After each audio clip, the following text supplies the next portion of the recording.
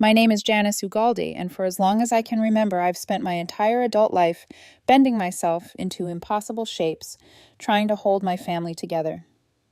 I used to believe that if I just kept giving, kept showing up, kept smoothing rough edges, eventually they would meet me, even halfway. I used to believe that love was earned through endurance. I don't believe that anymore, not after what happened the day my daughter turned 5. I live just outside Denver now, a quiet neighborhood, the kind people describe as nice, because nothing dramatic ever happens there except in my living room, apparently. I share my life with my boyfriend, the man I've loved since my early 20s. We aren't married yet, not officially, but our bond feels more stable than any paper contract I've ever seen. And then there's our daughter, the center of our universe, a tiny person with a laugh so bright it could split open a cloudy day.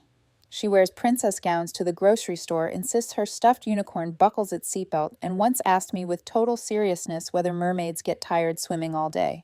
She is joy incarnate, which is why her 5th birthday felt important. Not because I wanted to be impressive or extravagant, but because I wanted her to feel surrounded by love. Real love, dependable love, the kind my own family never mastered. I wanted her to see that her world was safe and warm. Deep down, I also hoped pathetically, maybe that my family would finally show up, that they would prove me right for believing in them all these years. I come from what some therapists might call casually cruel roots. Not abusive, not monstrous, just quietly damaging in ways that take years to untangle. My father specialized in silent, stern withholding, the kind of man who believed affection made children soft. I cannot recall a single moment where he told me he was proud, not when I earned scholarships, not when I landed my first real job, not even when I became a mother. My mother was the peacekeeper, which really meant she avoided conflict until it rotted through the floorboards. She'd smile and placate until everything fell apart, then blame the fallout on sensitivity. And then there's my younger sister Kelsey, 2 years behind me, and forever convinced the world owes her comfort just for existing. She had a soft weaponry sarcasm, selective memory, quiet resentments, disguised as innocent forgetfulness. Over time, the pattern sharpened. She accidentally left me off invitations. She dismissed my concerns as overreactions. She tagged me in her gift registries, but never included me in her milestones. Still, I tried. God, did I try. I invited them to every holiday. I drove hours with my daughter to see them. I sent birthday gifts on time. I planned gatherings. I covered travel costs when they said money was tight. I even paid for an entire family vacation, once dreaming maybe we'd finally have that warm, glowing moment people post on Instagram. Instead, my father complained the Airbnb didn't have a hot tub, and Kelsey whined that my daughter's bedtime made evenings boring. But I swallowed it, because I always did. So when her 5th birthday approached, I thought just maybe this time would be different. I poured myself into the planning. A gorgeous backyard venue near the Rockies, a bounce house pony, rides a cake so intricate it looked computer rendered. I flew my parents' and sister's family out from the East Coast, covered their airfare, hotel, and rental cars. I arranged their arrival 2 days early so they could spend time with their granddaughter. It totaled just over $9,000. And yes, I told myself it wasn't about the money. Maybe I was lying a little. 2 weeks before the party, I sent them a color-coded itinerary in the group chat flights, hotel schedule, cute emojis.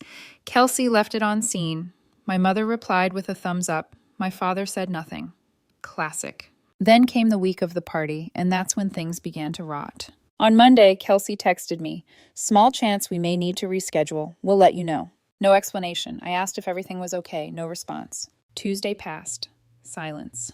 Wednesday night, 3 days before the party, she finally answered. We're actually going to have to miss this weekend. Something came up. Sorry. That was it. No phone call, no reasoning. Just a shrug, dressed as a text. I called my mother. Straight to voicemail. Tried again. Nothing. Called Kelsey. She picked up, sounding distracted. I'm walking into a massage, she said. Can I call you later? A massage, I repeated. You're missing your niece's birthday for a spa day. A pause. Then this will be carved into my memory forever, she sighed, like I was inconveniencing her. Janice, it's not that serious. It's a kid's party. She's 5. She won't even remember. She will, I said, forcing my voice to stay even. She remembers everything. Kelsey laughed. You're being dramatic. We'll do something when we see her next. Maybe at the holidays. Chill. Then she hung up. I stood in my kitchen for a long time afterward, party decorations stacked neatly beside the door, tiny paper crowns, hand-stuffed gift bags with custom Princess Aria's magical birthday stickers, matching shirts for all the kids. My daughter had been counting down the days. Every morning she asked, "How many more sleeps?" And now the people she adored most, my own family, were choosing facials over her. When I told my boyfriend, he didn't yell. He just looked at me with that quiet fury that means he's trying not to break something. "They always do this," he said, "and you keep giving them chances." He was right. I knew he was right. But this time something in me shifted. Maybe it was exhaustion. Maybe it was clarity. Maybe it was the look on my daughter's face when she asked if her grandparents were excited. Whatever it was, I made a decision. A calm one, a deliberate one. The day after the party, which was beautiful, by the way, even without them, I packed a sparkly tiara, a pink wand, a tiny stuffed unicorn, and a framed photo from the group shot. My daughter smiling under a balloon arch, holding a sign, she decorated herself. "Where are Nana and Papa?" I mailed it to them with no note. 2 days later, my father called. Then again, and again. When I finally answered, he was crying. But the strange thing, I didn't feel vindicated. I just felt hollow. And that was only the beginning. My father's voice cracked through the speaker in a way I had never heard before. This was the man who treated feelings like fragile contraband, who believed tears were a sign of weakness. And now he was choking on apologies, excuses, half-formed explanations that dissolved as quickly as they came. He said they planned the spa weekend months ago, that they thought the birthday wasn't a big deal, that they would make it up to her later. Make it up to her later. That phrase rang in my head like a cracked bell. My daughter had saved them cupcakes. She drew cards. She practiced how to say, "Thank you for coming," in her sweetest princess voice. She asked every morning if they were excited. They weren't going to make up anything. Still, I didn't scream. I didn't accuse. I just listened to his stumbling narrative, each sentence unraveling into another excuse. He ended with, "We figured she would be too distracted to notice." And that was it. Not the insult, the revelation. They believed my daughter's love was interchangeable, disposable. They assumed her heart worked like theirs, easily postponed, easily placated. She noticed I said my tone quiet, steady. She asked for you. He exhaled shakily. "Janice, we did not think it through." "You never do," I replied. I hung up before he could say anything else. The silence that followed was strange. Not peaceful, not empty. Something else. Something like stepping into a room after the lights burn out dark, but full of outlines waiting to be recognized. 3 days passed. Then came the group text. "Kelsey. So we're doing Thanksgiving at our place this year. Can everyone chip in for catering?" I stared at it, blinking. Not because of what she said, but because of what she didn't say. Nothing about the missed birthday. Nothing about the photo I mailed. Nothing about the little girl waiting with cupcakes. Nothing about the crying voicemail from my father. Just Thanksgiving, as if nothing happened. Before I could process it, my mother chimed in. "Mother, that works. We can fly in Wednesday night. Janice, can you cover our flights again? I will send you the info." Again, as if their absence at the party was a logistical hiccup, as if I existed to fill their bank gaps, as if the emotional labor of smoothing everything over was simply my role in the family ecosystem. Then Kelsey added, "Kelsey, and maybe we combine it with Father's retirement celebration. Save money." Thoughts. My stomach twisted, not from anger yet, but from disbelief. I could feel the familiar trap being set. The same rhythm I had danced to for years. They hurt me. I forgave, they forgot, and we repeated the cycle until I stopped recognizing myself. My boyfriend walked into the room, wiping his hands on a kitchen towel. "Why are you making that face?" he asked. I handed him my phone. He read the messages slowly. His jaw tightened. They did not even acknowledge missing her party. "No. And now they want you to pay for Thanksgiving." "Yes. And combine it with a retirement party to save money." Apparently. He exhaled the kind of exhale that means he is restraining an entire storm. "Janice, this is not a family dynamic. This is exploitation." I knew. I had always known. But hearing it spoken by someone who loves me, it landed differently. I looked at the screen again, felt the old scripts tugging at me like vines. Just be nice. Keep the peace. Do not make things worse. But something inside me had shifted for good. Maybe it shifted the moment my daughter asked why her grandparents never came. Maybe it shifted when Kelsey sighed and accused me of being dramatic. Maybe it shifted when I saw that Facebook post my mother and sister drinking wine at the spa captioned, "Best weekend ever with my girls. # family first." That was when everything snapped cleanly in two. I typed, "Me, I will not be coming to Thanksgiving. We will be doing our own thing this year. Hope it goes well." And I sent it. The group chat died instantly. 10 minutes passed, then the explosion began. Mother, wait. What, Janice? Kelsey, you always come. Are you joking? Father, is this because of the party? Come on, do not be like this. I didn't reply. I felt something uncoil inside me, a knot I had been living with for years. Then their tone shifted predictably. Kelsey. Wow.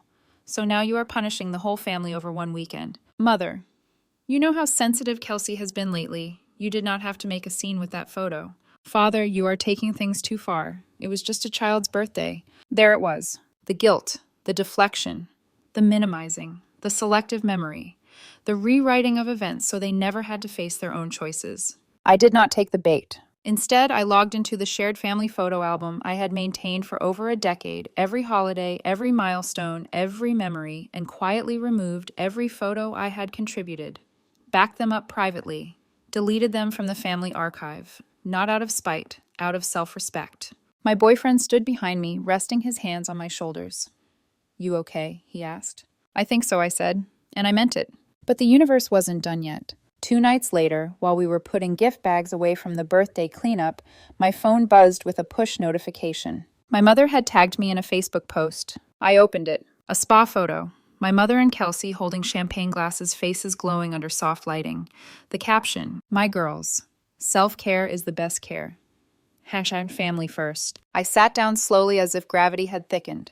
My boyfriend turned toward me, eyebrows raised.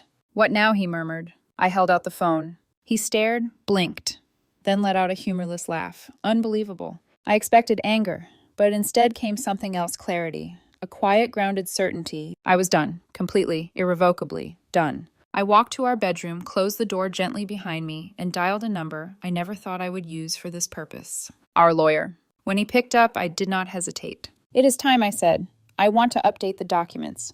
Remove them from everything. There was a pause. Then he replied gently, All right, Janice, let us begin. And that was the moment, quiet, unremarkable on the surface, when the ground beneath my family shifted forever. The next morning, the air in our house felt different. Not heavy or lighter. As if someone had opened a window I didn't realize had been shut for years. I sat at the kitchen table with a cup of coffee going cold between my hands, replaying the call with our lawyer. Are you certain? He'd asked. Yes. No hesitations, no wavering. The only surprise was how calm I felt. Not vindicated, not triumphant, just clear. Within 48 hours, the documents were updated. My parents and sister were formally removed as trustees and as backup guardians. The new names listed were people who had shown up for my daughter without being asked. Ava and Darren, our closest friends, the kind who show up with soup when you're sick and take photos of your child when you forget your phone at the park. It wasn't revenge, it was protection. Still, after everything was official, the silence from my family deepened into something strange. Not peaceful, not neutral. Something like an emotional abyss. No calls, no texts, no passive-aggressive messages, nothing. At first, I expected the explosion. My mother's overly sweet voice asking if we could talk like adults, or my father's clipped tone demanding explanations, or Kelsey firing off a sarcastic essay about how I made everything about myself. I braced for the storm. But instead, there was a void. And in the quiet, a new enemy began creeping in doubt. Maybe I went too far. Maybe I should have called first. Maybe they didn't understand what the birthday meant to my daughter. Maybe... But then my daughter shattered all the maybes with a single question. We were sitting on the living room floor working on her preschool My Family collage. She had a pile of printed photos in front of her, carefully choosing which ones she wanted to glue down. She picked one of me and my boyfriend at the zoo, another of our dog wearing sunglasses. Then she reached the photo of her blowing out her birthday candles, her face glowing, eyes sparkling. She stared at it for a long time. The house felt too quiet. Then softly, Where were Nana and Papa? The words hit me like a slow, dull punch. She wasn't asking to start drama. She wasn't asking because she remembered I was upset. She was asking because in her world, family shows up. That's the rule. And when people break the rules, it's scary. I swallowed hard, forcing my voice to remain gentle. Sometimes I said people say they'll come, and then they don't. Her big eyes lifted to mine, but why? Because they chose massages? Because they didn't think you mattered? Because they think my love for them is unconditional. Because they never learned how to show up. But I couldn't tell her that.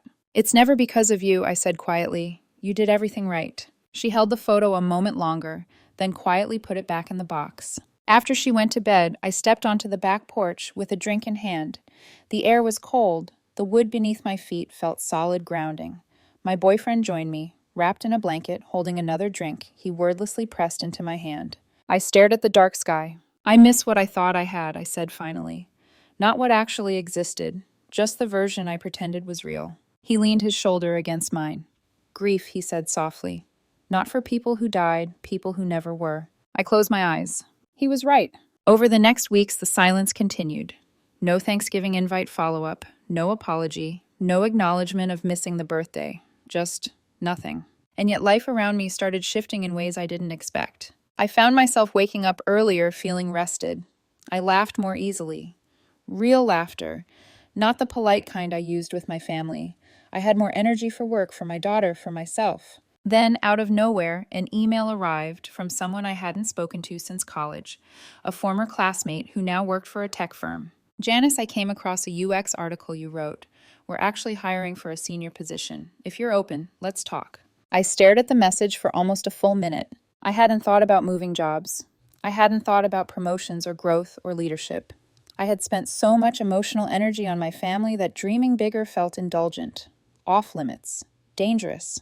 But suddenly the idea felt possible. 2 Zoom interviews later, I received an offer, 20% higher than my current salary.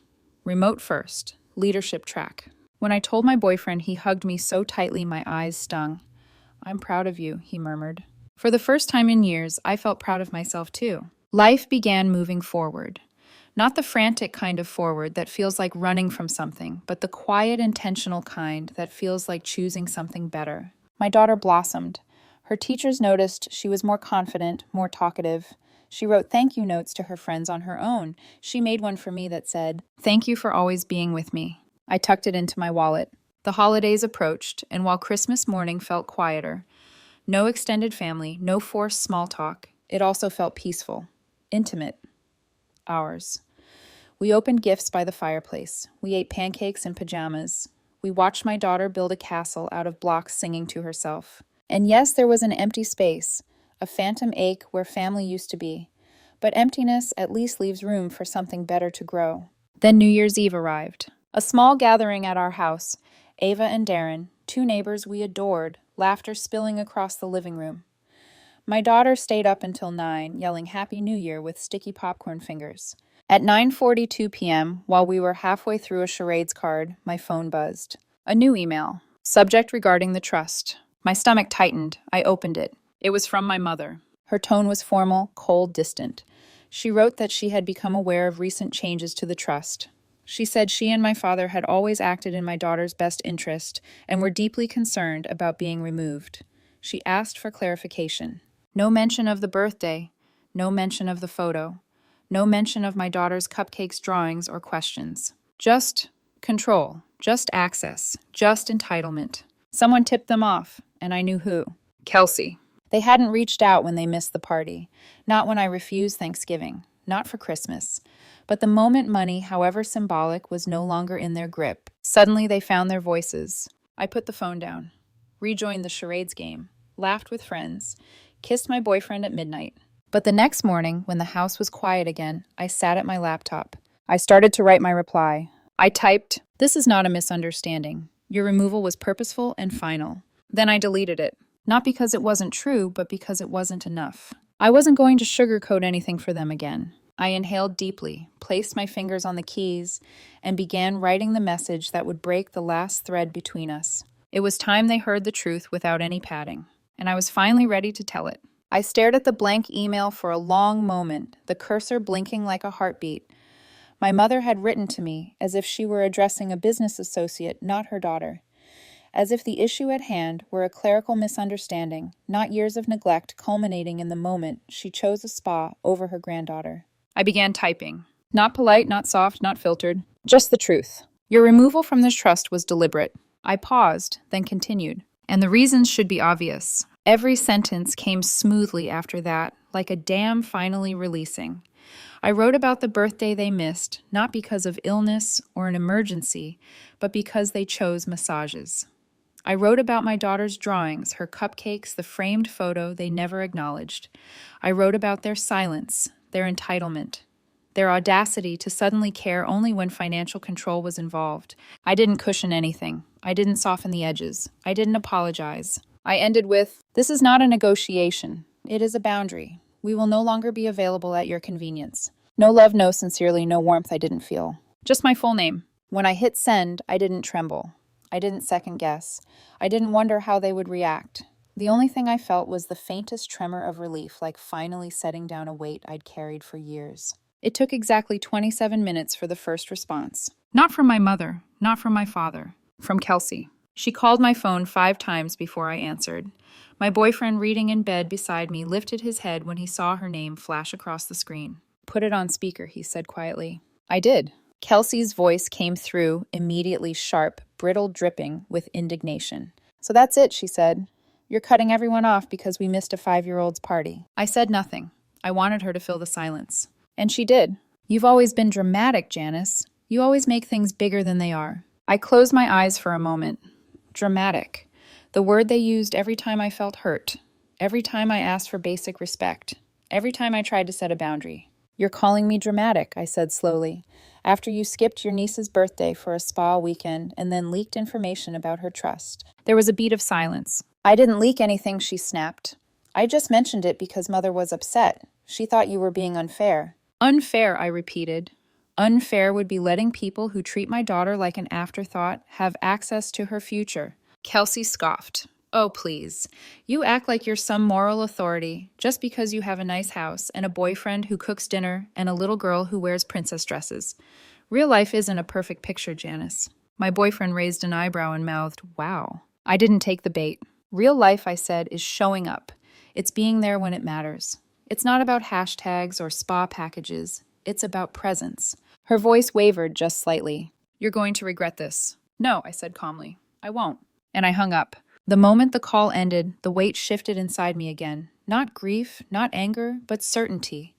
Like the last plank of a collapsing bridge finally giving way, leaving me standing on firm ground for the first time. Over the next week, I took quiet, decisive steps. I blocked all 3 of them on social media, not unfriended, blocked.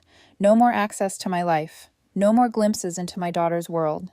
No more passive-aggressive comments under carefully filtered photos. My boyfriend did the same. Then I created a new private photo album, one just for our chosen family, Ava and Darren, Emily and Christopher, our neighbors who became friends, people who earned a place, not inherited one. For the first time, our life felt sealed, protected, whole. But the real shift came when we started planning my daughter's 6th birthday. My boyfriend suggested something simple, maybe a small picnic at the park or a baking day at home. After last year's emotional upheaval, he didn't want me to overextend myself.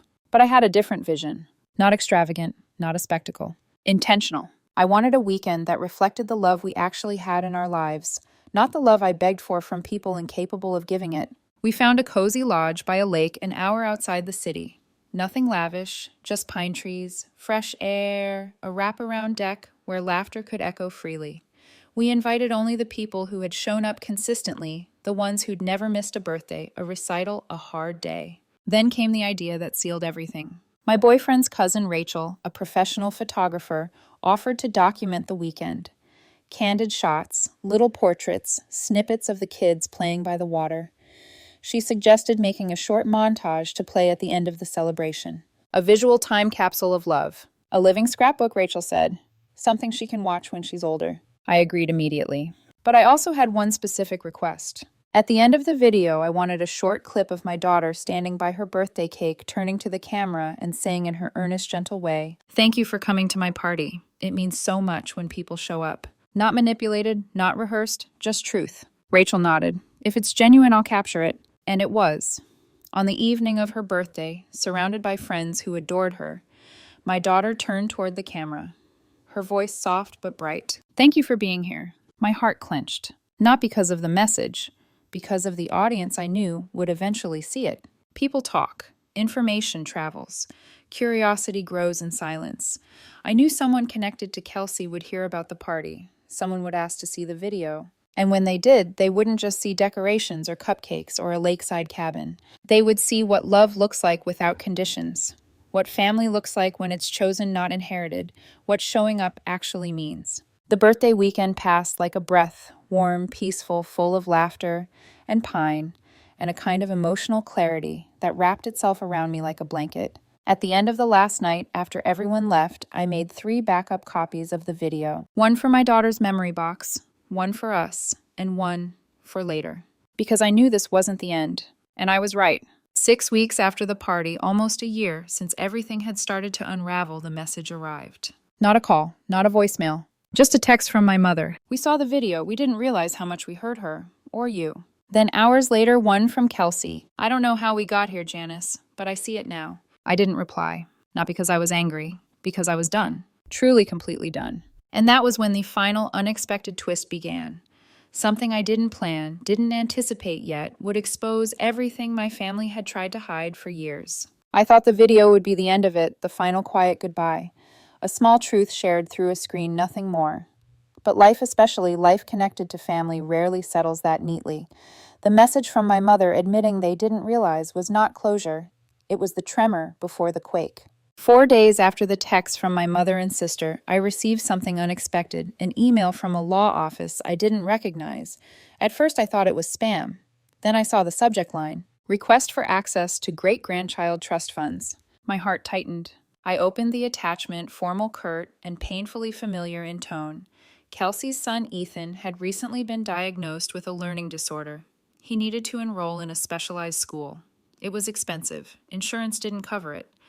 According to their source, and I didn't need to guess who that was, there existed a trust created by our late grandfather, designated for the benefit of his great-grandchildren. What they failed to mention was the one detail that mattered most. I was the custodian of that trust. I had full discretion. The email demanded, not requested, an equitable distribution. Demanded, as if their entitlement extended beyond emotional labor, now into legal territory. As if my grandfather's final attempt at fairness was a resource they believed they deserved access to simply because they shared my blood. I forwarded the email to our lawyer with a single line, "Respond without leniency." He did. His reply sent the next afternoon referenced evidence of prolonged absenteeism, selective involvement, documented messages and screenshots. The conditions of the trust education, medical need, or family crisis evaluated within the context of family relationships and values. He concluded, "At this time, the custodian has determined that the trust will remain allocated solely to the daughter of Janice Ugaldi.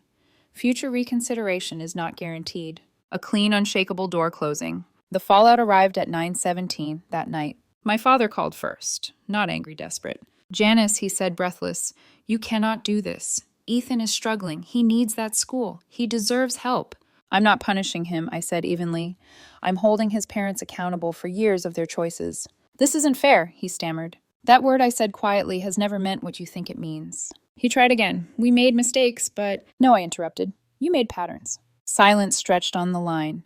For a moment, I heard him inhale, as if he might say something heartfelt, something real. Instead, "You'll regret this." "I already regretted everything long before now," I replied. "This is clarity." He hung up without saying goodbye. 20 minutes later, my phone lit up again. "Kelsey." I almost didn't answer. But there comes a moment when avoiding a storm only lets it grow stronger. I pressed accept and set the phone between us on speaker. Her voice was not sharp this time, not defensive, just cracked. "Janice," she whispered, "please, this isn't about me. It's about Ethan." "I know," I said gently, "and I wish things were different." "I didn't know what Mother told you," she said, her voice trembling.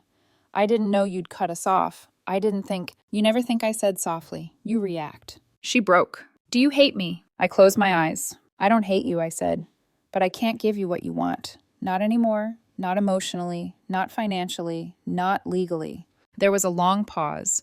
Then, in the smallest voice I had ever heard from her, "I guess I finally know what it feels like." I said nothing. Some truths don't require explanations. She hung up. For the first time, I didn't collapse after a confrontation. I didn't spiral. I didn't replay the conversation in my head, searching for ways I could have softened the blow. Instead, the world felt startlingly still. The next several weeks passed in a strange, suspended quiet. Through mutual friends, I heard that my mother cried for days. My father ranted about my overreaction until he ran out of breath. Kelsey told someone I had changed as if it were an accusation. But I had changed. For the first time in my life, I wasn't a doormat. I wasn't the emotional janitor, sweeping up after their chaos. I wasn't bending myself into origami to be seen, valued, loved. I was free. And my daughter, my bright, beautiful daughter, thrived in ways I hadn't expected. Her teacher pulled me aside one afternoon at pickup. She's so confident lately, she told me. So helpful with the younger students. She talks about you and your boyfriend constantly. She knows she's loved. That sentence cracked something open inside me, not a wound, a door. Because that's all I ever wanted. For her to know she was loved. Not conditionally, not selectively, not conveniently, but consistently. The season changed. Snow melted, trees budded, our life filled with simple golden moments. Pancakes on Sunday mornings, dance recitals, bedtime stories where she made me voice all the characters. We were building something new, something quiet and soft and astonishingly strong. Then, months later, my father sent the last message I would ever receive from him. A single sentence. I hope someday you'll let us try again. I sat with it for a long moment. Not hurt, not angry, just thoughtful. They wanted access to the life I built only after they realized it no longer included them. They wanted forgiveness without accountability. They wanted restoration without work. I didn't answer. I didn't need to, because the truth had settled deep inside me, a gentle, unwavering certainty. I wasn't waiting for my family to come around anymore. I had already built one carefully, intentionally from the ground up. A family made of presence, not excuses. Consistency, not convenience. Love, not obligation. People who showed up, people who stayed, people who chose us, people we chose back. And that more than trusts or birthdays or spa weekends was the legacy I wanted to give my daughter. A world where love was something she never had to earn. It was simply hers. Always.